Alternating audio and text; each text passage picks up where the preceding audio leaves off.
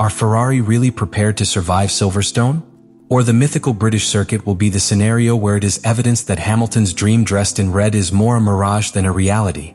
Stay, because what is about to live the Scuderia can change the entire direction of its 2025 season. Ferrari arrives at the Grand Prix of Britain 2025 facing a storm of unfulfilled expectations, uncomfortable technical realities, and a media pressure that begins to be unbearable. The contrast between the dream that was sold at the beginning of the season and the current situation of the team could not be more forceful. After the arrival of Lewis Hamilton, the 7-time world champion, the atmosphere in Maranello was loaded with illusion. The narrative was perfect. Hamilton, the prodigal son of motoring, at the head of the most iconic team of Formula One in his search for an 8th crown. But reality has been much more raw. In the middle of the season, Ferrari is in the second position of the Builder Championship with 210 points, a number that on paper might seem respectable, but that falls apart when the distance with the leader McLaren is observed, which already accumulates 417 points. That gap of more than 200 units is not only statistically worrying, but symbolically devastating. It reflects not only a technical inferiority, but a disconnection between the potential of the team and its strategic and operational execution.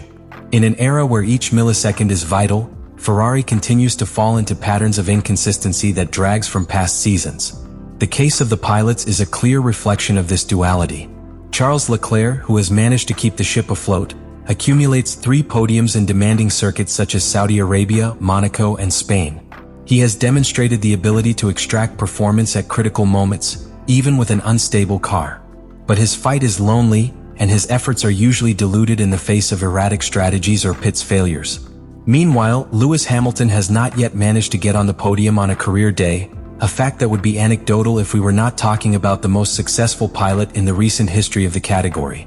Its adaptation to SF25 has been slower than expected, partly by the design philosophy of the car, which does not easily adjust to its driving style, and partly due to internal decisions that have not allowed it to exploit their experience to the fullest. The atmosphere within the equipment begins to show signs of tension. Although publicly Vasseur and technical managers have maintained a discourse of unity and optimism, the track signs indicate something else. The car presents erratic behaviors, especially in fast curves, and the correlation between simulator and track is still a concern. In addition, the fact that Hamilton is having to imitate Leclerc's pilot style instead of finding its own path with the car reveals a SF25 that is not versatile or indulgent. A car that forces pilots to adapt to him instead of adapting to the pilot. In his search to reverse a season that began to show signs of premature collapse, Ferrari made one of the riskiest decisions of recent years, to advance the implementation of its new aerodynamic package, originally designed for the Grand Prix of Great Britain, to the Spielberg circuit in Austria. This modification was not a planned choice in advance, but an urgency response, a desperate play that evidenced the internal pressure that the technical team in Maranello is experiencing. When a team with the resources and prestige of Ferrari chooses to break its development calendar, it is a sign that the alarms have been lit at worrying levels. The improvements were mainly concentrated in the soil area of the SF25, one of the most critical areas under the current soil effect regulations. The package included redesign in 4 fundamental points: the side fences, the edge of the ground, the central channel, and the diffuser. Each of these elements was adjusted with the objective of generating a more stable aerodynamic load through the different phases of curve, both high and low speed, and reducing the sensitivity peaks that had compromised the behavior of the car during the first races. The team expected these improvements to offer a more linear response of the airflow, and with it, a less unpredictable and more exploitable car for the pilots. Lewis Hamilton, in statements after the Austrian Grand Prix, showed a mixture of enthusiasm and caution. He acknowledged that the improvement was small in theoretical terms, and that a significant time gain had not been estimated. However, the perceived effect was greater, thanks to an improvement in the efficiency of the diffuser that favorably altered the stability of the rear train. This admission, beyond its optimistic tone, reveals an uncomfortable truth. Ferrari does not fully understand how your own car is reacting to improvements. And that lack of correlation between the CFD, the wind tunnel, and the data on the track is the Achilles heel of any technical project. The overtaking of the update also forced the team to sacrifice analysis time. Implement a complex aerodynamic package requires not only physical assembly, but data interpretation, fine adjustments, and most importantly, comparative tests that validate their efficacy in different types of path. By putting it on the track ahead of the time, Ferrari risks confronting Silverstone without a clear image of its benefits and limitations. The decision has technical heroism dies, but also of improvisation forced by the pressure of results. Because beyond the points, what is at stake is the credibility of the SF25 project, internal confidence in its technical direction, and the moral of a duo of pilots that begins to live parallel paths. Silverstone is not another circuit in the Formula One calendar. It is a temple of speed and technique, a track that has been historically brutal for cars that are not completely balanced aerodynamically.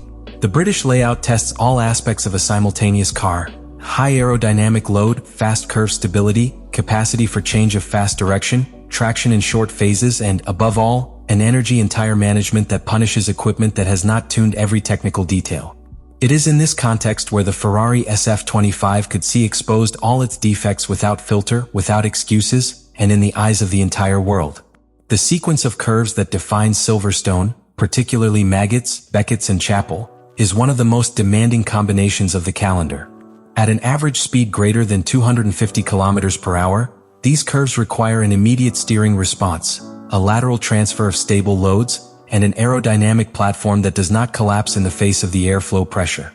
If the SF25 has any weakness in terms of front or rear balance, it will be exponentially amplified in this sector. It is not just a matter of being fast, it is a matter of being precise, reactive, and predictable.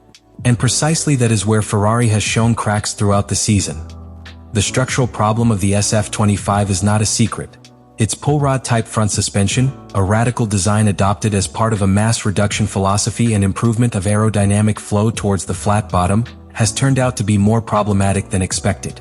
Although theoretically allows greater freedom in body design and better flow management under the car, in practice a nervous front train has generated, with little absorption in potholes and high sensitivity to vertical rebound. In Silverstone, where every river wave can destabilize a bad damping car, this is lethal for the pilot's confidence. In addition, the behavior of the SF25 under high lateral load has been inconsistent. On paths like Imola or Barcelona, where a clear reading of the mechanical grip is required before attacking the curves, Ferrari's pilots have had to constantly improvise. This uncertainty translates into small corrections at the wheel, loss of aerodynamic support, and, ultimately, a decrease in average speed per lap. Leclerc has mitigated these effects with its aggressive but controlled style, while Hamilton, accustomed to a more predictable front train such as that of the previous years, has had to progressively adapt, which has slowed its learning curve. In Silverstone, climate variability will also be a decisive factor. The track can radically change between sessions, and Ferrari has already shown that his car suffers in mixed or cold conditions. In Melbourne, for example, the SF25 was unable to put the tires in the optimal operating window when temperatures lowered, which committed the entire race strategy. If similar conditions are somewhat common in this circuit in the United Kingdom, Ferrari could be trapped again in a forced strategic decisions, anticipated or late stops, and a lack of rhythm that leaves them at the mercy of equipment with better understanding of their technical packages. All this also occurs under unique symbolic pressure. Silverstone is Lewis Hamilton territory. Here he has won 7 times, here he is revered by fans, and here, more than anywhere else, he is expected to deliver an action worthy of his legend. The problem is that neither their experience nor their talent can make up the structural defects of the SF25 if they manifest again. This Grand Prix will not only a technical evaluation of the car, it will be an emotional and strategic test for all Ferrari. The team must show not only that it has understood the causes of its inconsistency, but has the operational capacity to respond in real time to the challenges that Silverstone poses. And if they fail, the consequences will not only be at points. They will be in confidence, in narrative, and possibly in the future direction of the project. Because after Silverstone, there will be no more excuses. Because here it is not only about winning, but about showing clear signs of evolution, technical coherence, strategic control, and operational trust. Each decision made on the wall, each modification in the tuning of the car, each adaptation that its pilots make inside the cabin, will be examined under a relentless magnifying glass. The margin of error no longer exists.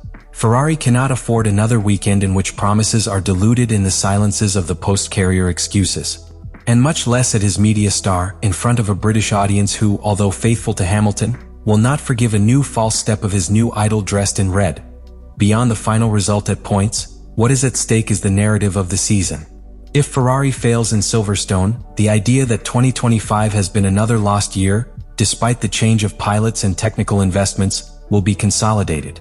But if they manage to respond, even with firm signs of sustained progress, they can begin to build a second half of the season from credibility.